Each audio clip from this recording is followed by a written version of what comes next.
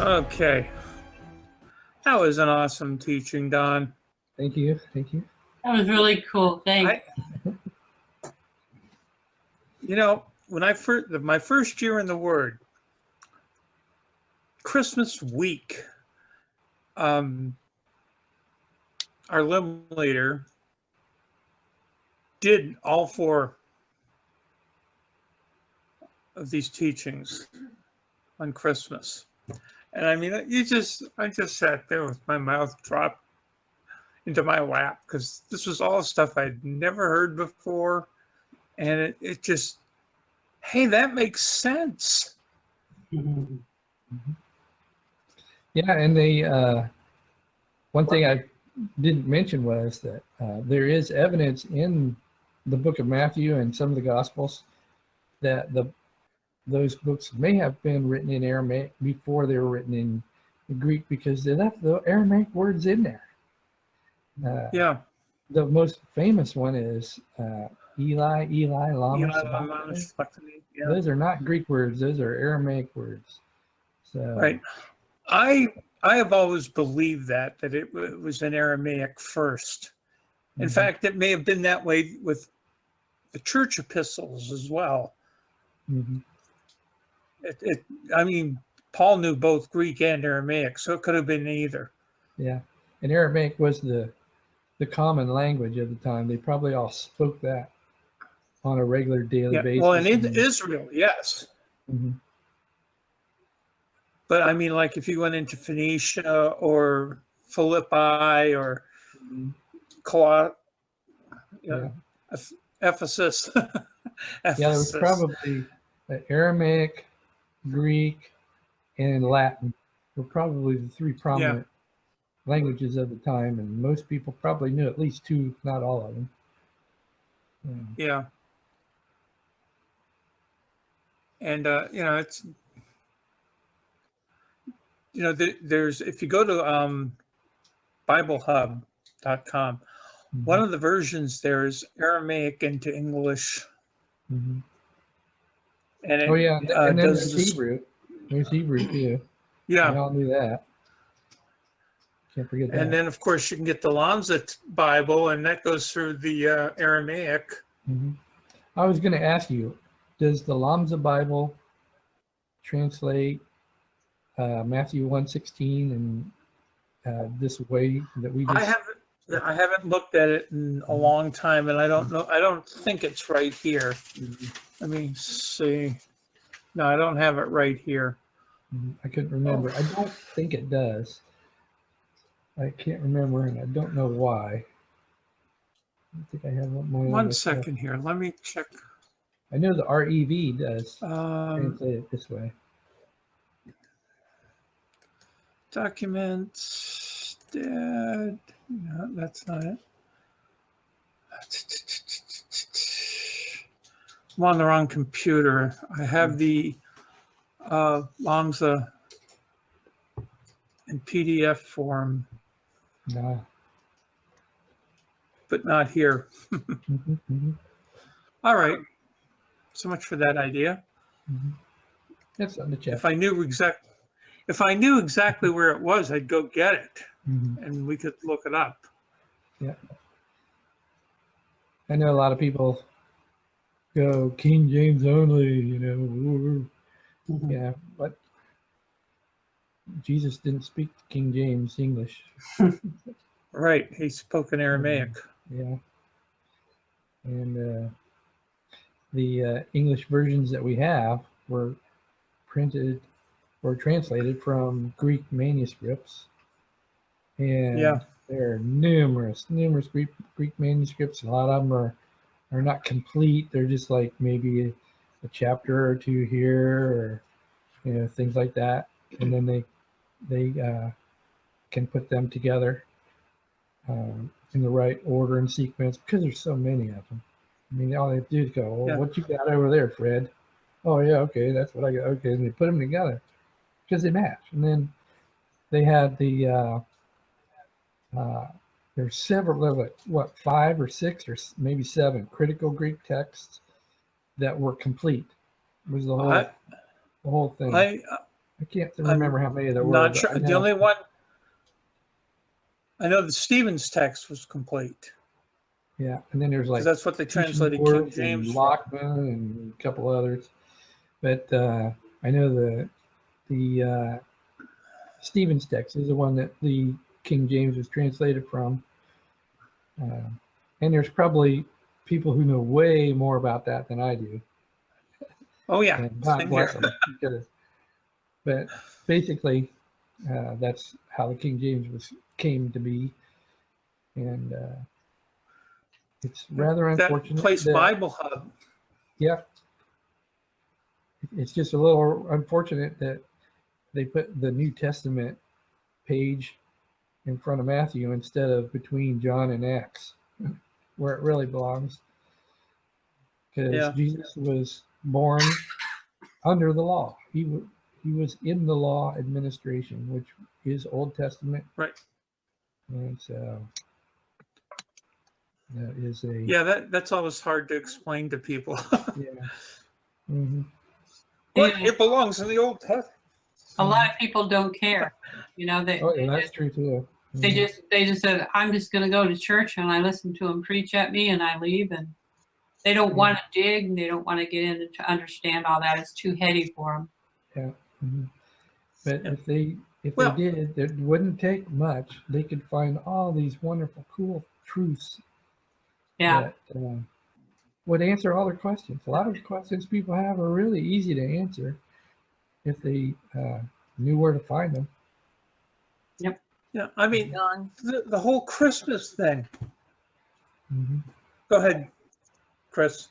well, I was just going to say, Don, what might really bless you is that not only are many people have like a bill for a father and married to a bill. At one point in time in my family, I have an older brother named John.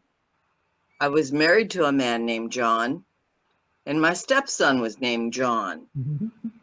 So Christmas was interesting at our house. Well, But yeah. all three of them were John. Mhm. Yeah.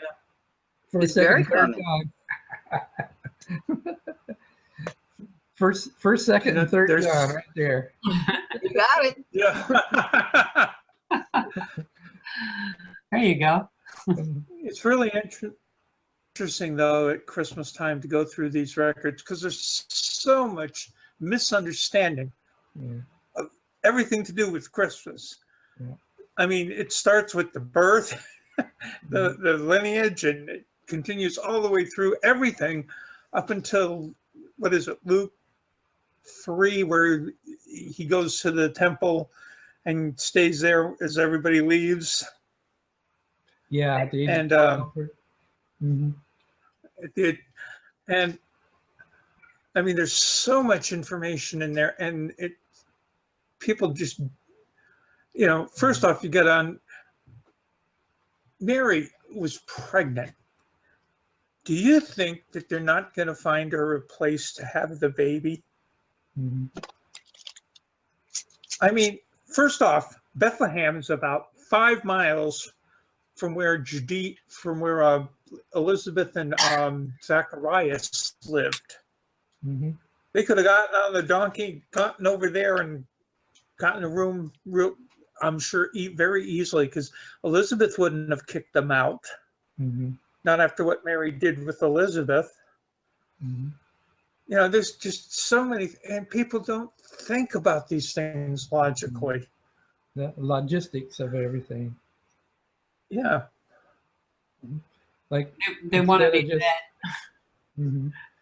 Instead But of Monica? just They asking want to why. be fed. They Yeah. don't want to think. They want somebody to tell them what to think. Yeah. Yeah, but it better agree with their And then we brain. came waves. along. Mhm. That's why We that's came why, along and- those who seek me find me. Mhm. Yes. Right. We came along and started raising hell about this stuff. Rocking We the started boat, raising making heaven about waves. this stuff. And- But all this is, you can check all this out. It's all available. There's even a website that I went to, I don't know, it's been 15 years ago. When I first started getting on the computer, there was a website called Peshitta.org. What was it? Peshitta, PESHITTA.org. And Peshitta is a form of Aramaic. Form of Aramaic. Peshitta Aramaic. It's like a dialect of Aramaic. Look, And these guys from Chicago are from the homeland where they spoke all this Aramaic, and there were about 20 guys on there, and they were having all these discussions. And one day I was on there. I'm just curious about all this, and they're using the Way International's Aramaic concordance. They had access to it, and they're using it. And when I learned that, I thought, well, there's probably some people who were in the Way ministry or at one time who are watching this website. So anyways, I'm watching it, and one day this subject came up. They were talking about what was the original language of the Gospels. Was it Greek or was it Aramaic? I guess this is an ongoing debate that has no ending. Some claim the Greek came first, some claim the Aramaic came first, and it was just kind of funny almost to listen to it, knowing what we'd been taught and knowing what we know about this particular chapter. And so in their discussion, the opportunity came for me to ask a question. And I just asked them, I said, in verse 16 of chapter 1 and in verse 19, the English word is husband, and the Greek word is aner, A-N-E-R, aner, in both cases. So why then did the Aramaic use two different words? Wow, holy smokes. That got the ants running, and they'd never seen that before. And the guy who ran the website goes, this is earth-shattering news. I never thought of that. And they were just a whole flurry of conversation started up over this. And one guy said, you just hit not only a home run on your first post, you hit a grand slam. And I thought, oh, wow, that's cool. And this guy changed his teaching on this subject to line up with this. And they said, where did you get this? What made? And I said, hey, this isn't new information. The people who wrote your concordance that you all are using, they teach this and have been teaching this for 50 years, however long it was at that time. And but they just went on, and this guy was totally blown away. And you can go to that website, and he'll have a whole article on it. He even has a book that he found in his memoirs of luggage or whatever, you know, how people have stuff, pictures and stuff stashed away. Well, there was one about a birthday party or something, and it talked about this very word, Gibra, or Bala versus Gibra, and how Gibra means the mighty man of the family, the oldest living patriarch, so to speak, of the family. It might be the father, it might be the grandfather, it might be the great-grandfather. Whoever is the oldest one alive, he would be considered the mighty man of the family. And he said, yeah, this is interesting. He went to that, and he did you know copied it and put it in his article, and he's totally changed his article now. It's really cool to read it. It's very, very thorough. He goes into it way more than I do and backs it up way more than I did. But it's pretty cool. But yeah, it's Peshitta.org. I can't remember his name now, but he was in Chicago. Lived in Chicago. Here you go. Mhm. Yeah, that's it.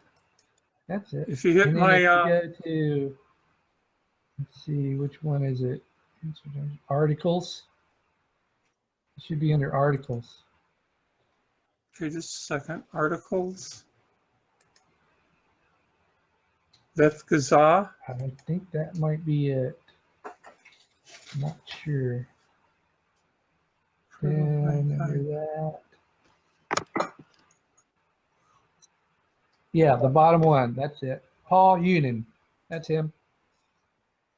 Use of ORBG. That's the letters they use for that word Gabra. I don't know how they pronounce it, but we always use the different letters, but it's the same word. And that article, if you click on that link, that's the article he rewrote. It's really good. It's a little lengthy, but it's very good. In the interlinear, they have Matthew. Mm-hmm. I'm going to bring up chapter 1. Now we got to find verse 16. Fortunately, they use Arabic numbers or whatever they call those, the normal numbers. Yeah.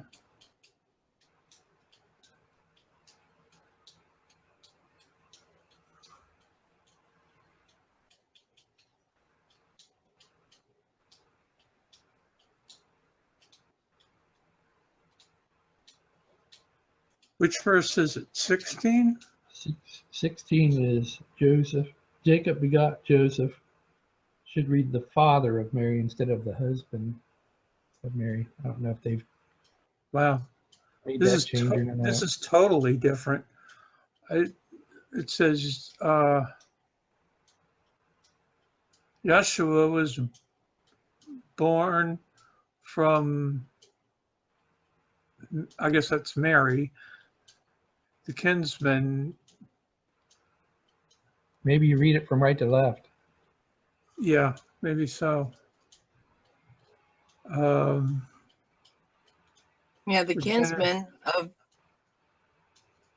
Mary, from whom was born Joshua, who is called.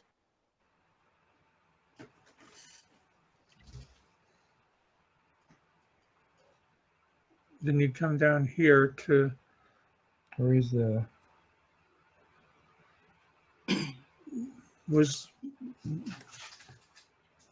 Miriam was the mother of Joseph, the Messiah.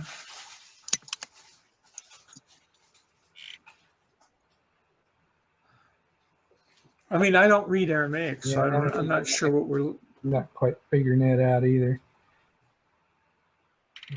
Yeah.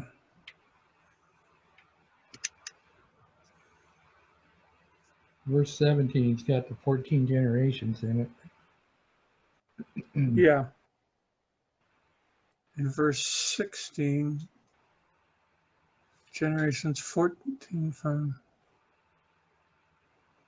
Well, that print sure is tiny. Yeah, it is. Yeah, it's. Let me see if I can't.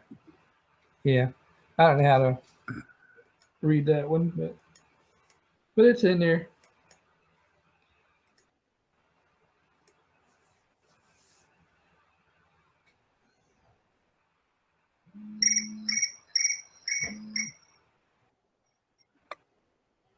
Gabra, there's that word. Mm-hmm. Literally means protective male. It is unclear whether the text refers to Mary's father or to her husband. Yeah, the debate goes on. Mm-hmm. How can you read that so small? Wow. You know, an interesting thing, this word, anar, is actually translated sir once. Mm-hmm.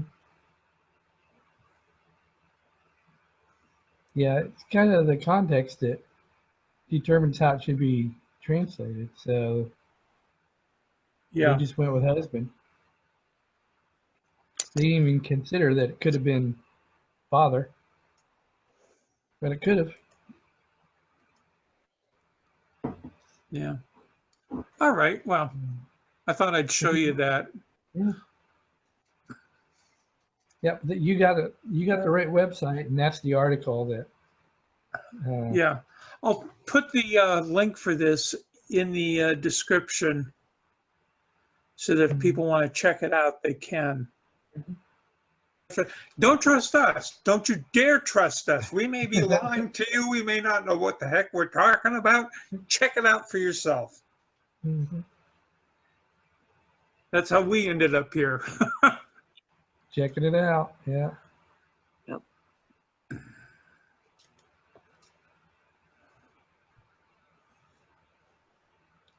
That's If so somebody cool said that you can something- do that, Dawn. What's that? I was telling Don it was so cool that he can do that with the computer. Mm-hmm. Mm-hmm. Yeah. And if you go to Bible Hub, they have more than one text. They have several texts there, and sometimes there's like up to 27 copies of a verse, and they'll present each one to you. Really? Oh, how cool. Yeah. But if you can't read Greek or Hebrew or Aramaic, it's not much of a help. Mm-hmm. Or if you have trouble reading English. Mm-hmm. Yeah. Well, guess what I'm going to be doing tomorrow? Well, unfortunately, they aren't interlinears, they are texts. I'm going to go It's there just tomorrow and flat out check it Greek out. or Aramaic. That's cool.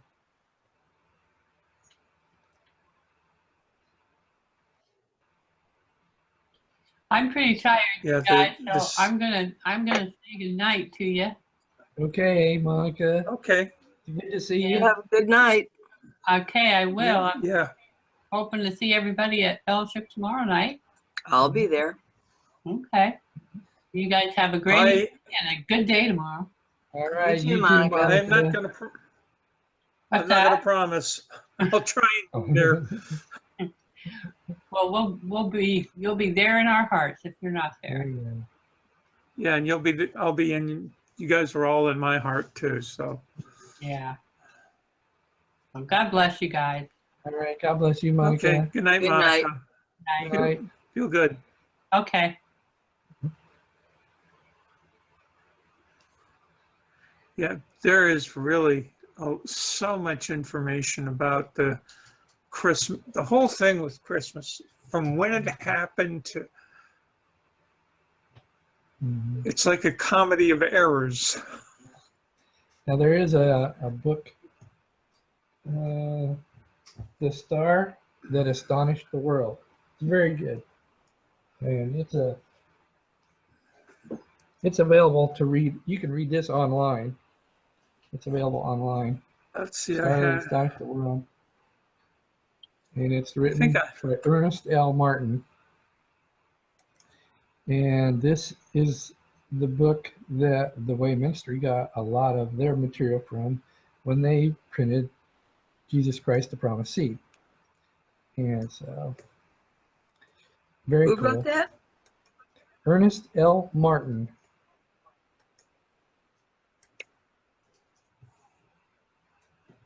Thank you. I'm showing it to him, Don. Mm-hmm. Cool. I'm showing it Yeah. to them on the. That's the movie that was made. Also, they made a movie. This other guy, I can't remember his name, Larson. He made this movie called The Star of Bethlehem. It's really good too. The first Yeah, you can get the DVD 50 here. the first 50 minutes is awesome. Goes right by this, and the Promised Seed, Jesus Christ the Promised Seed. They all are in agreement, all three of them. But the movie, The Star of Bethlehem, is really well put together and really worth the viewing time. The first 50 minutes is awesome. After that, you can just turn it off.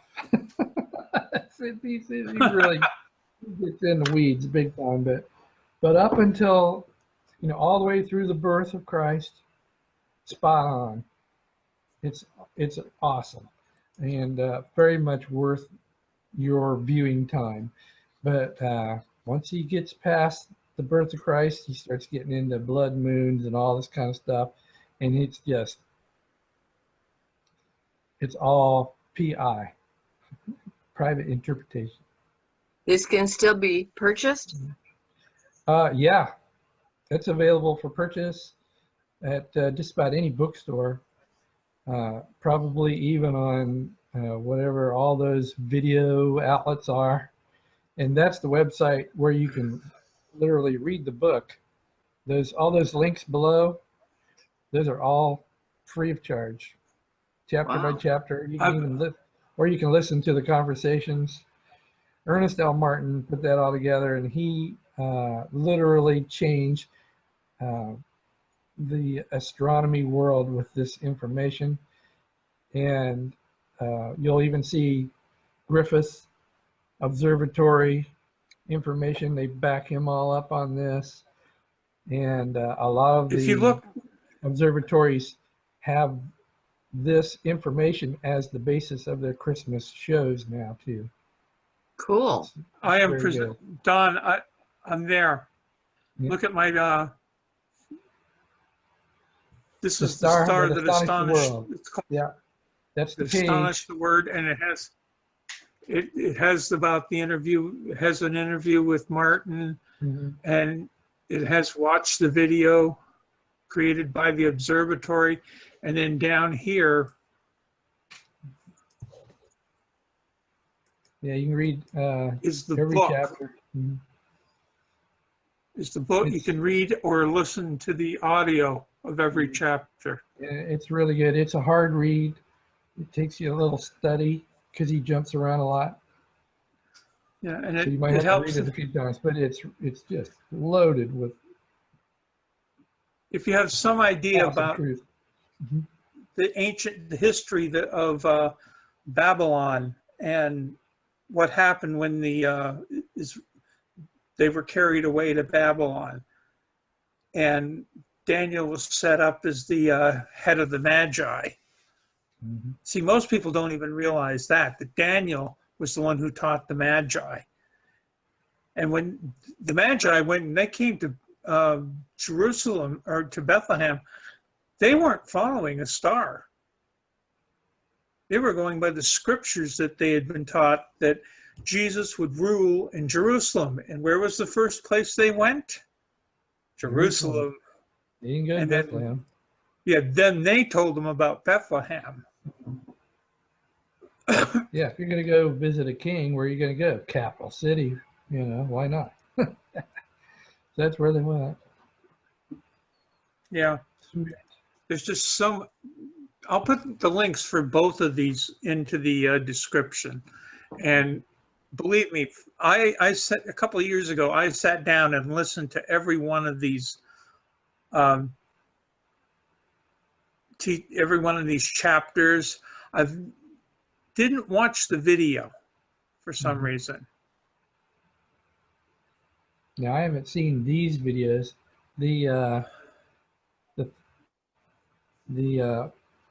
link that's above to the Griffith Observatory, the Star of Bethlehem video, that is an interactive. That's an interactive video where you it comes up and it'll show you something, and then it'll be done, and then you hit next, and it goes on to the next scene, and then when it's done, you hit next, and it goes to the next scene, and it kind of puts it together that way.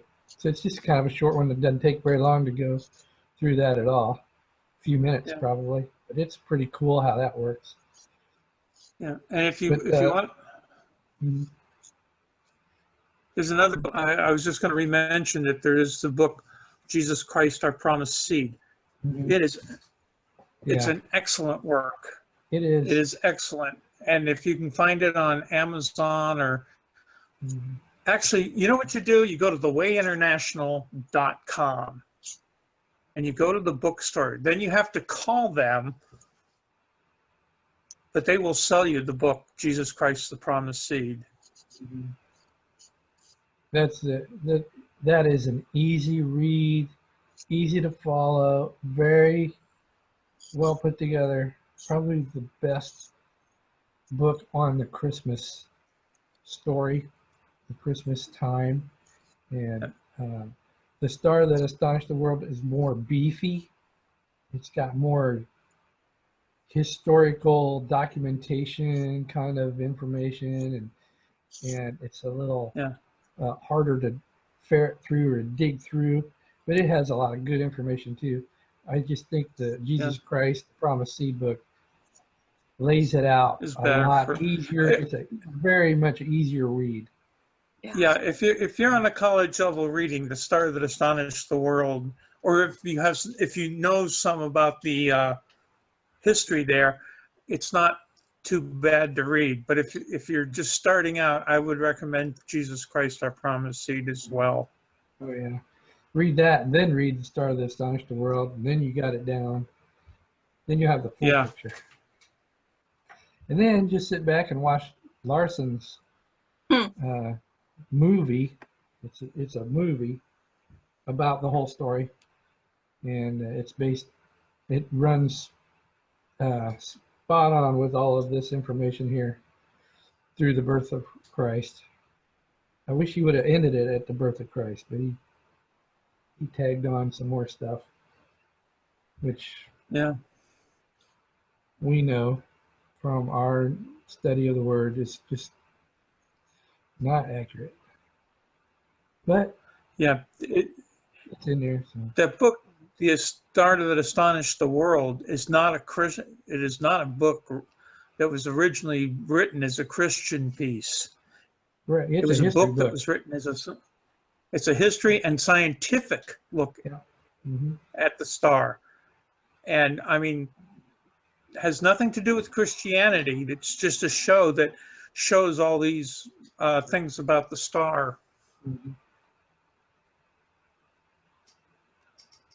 And then what's fun about this time of year, like in the Fruit of Divine, where this is everybody talks about Christianity this time of year. It's allowed, so to speak, and expected. So it's like, yeah, here we go, free. It's like we have our own lane on the freeway. Here we go. Yeah, free course. Let her rip, tater chip, as someone once always said. Yeah.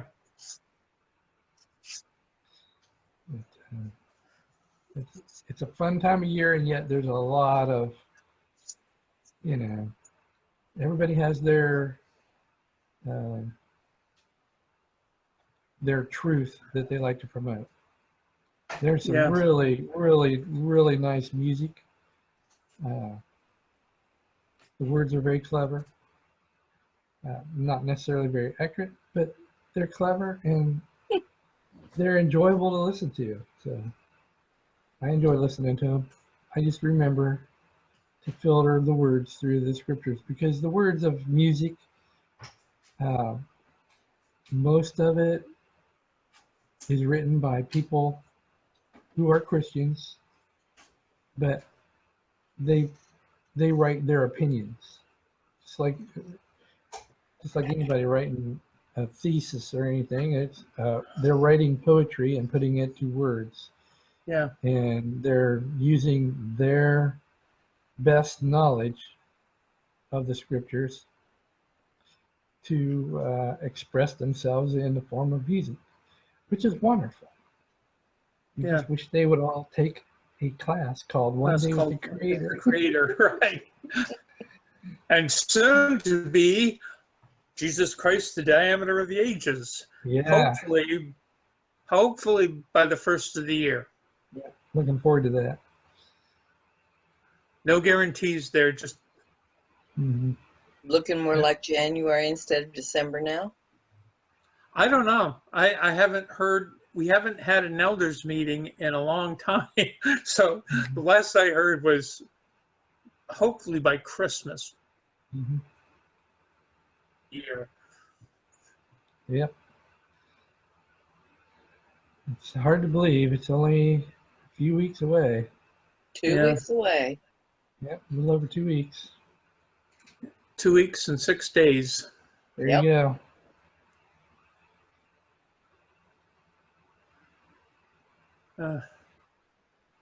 Yeah, that subject of Christmas music. I love Christmas music. I mean, golly, it's just, I've always loved Christmas music. Mhm. Even And for some the of it is 18, really, yeah, some of it's really, really good. yeah. Even for those 18 years of us, and I heard it from October through the middle of January.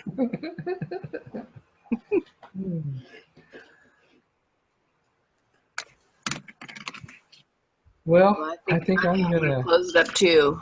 yeah, Okay. I'm gonna call it a night. All right. I don't want to keep you guys here, so let's all say good night. Yeah. Good night, Good everybody. night. Merry Christmas.